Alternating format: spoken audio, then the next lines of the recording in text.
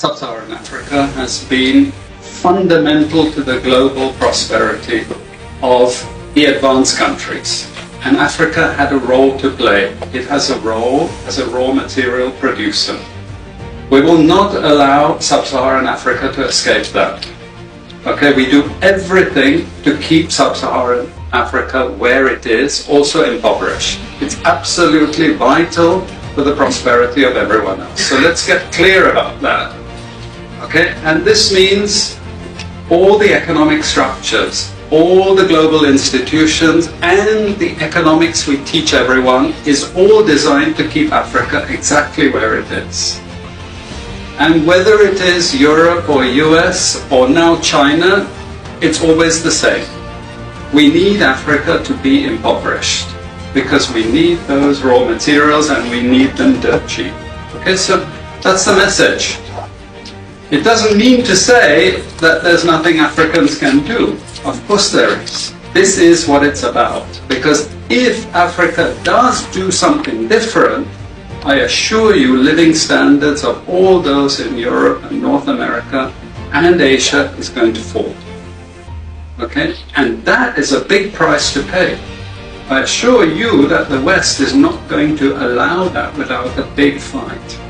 Okay, so the job of many Western academics is to convince Africans they have to keep doing what they're doing. Okay, and to show them it's your fault that you're poor. It's not our fault. It's your fault that you're poor. You know, so this is what we do in academic institutions. We know the basic forces that have caused this underdevelopment. We know it's colonization. We cannot afford to allow Africa to industrialize and start producing manufactures. Okay, so we will do everything to stop that. And I'm going to show you how we actually block that. We had East Asian rapid industrialization processes.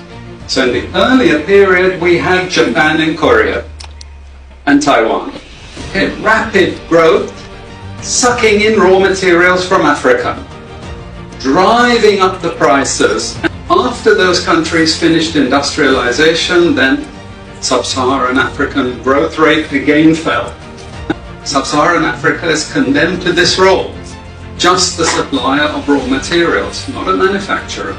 The currencies are collapsing of these countries, and many of them are Sub-Saharan African countries.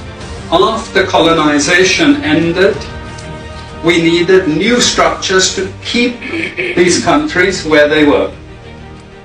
Okay? And the first of those is aid. Okay? We give them aid. Aid for what? Actually, we give them aid to keep repressive regimes in power. That's all. All the hypocrisy about transparency and democracy and bullshit like that, it's all bullshit. But it would go to country after country offering loans. And if the president did not accept the loan, they were killed. It's just economics. It's economic warfare. The rich declare war on the poor. It happens everywhere. It happens in a country. The rich control the government. Of course they do. You really believe you have democracy? Come on. I mean, grow up. Who has all the subsidies and income support? US, Europe. The largest budgets in the world for supporting their farmers are Europe and US. You see, we're keeping them dependent. We're keeping them on a string. This next round of the WTO is designed to block that. To block anyone else getting on top of the ladder.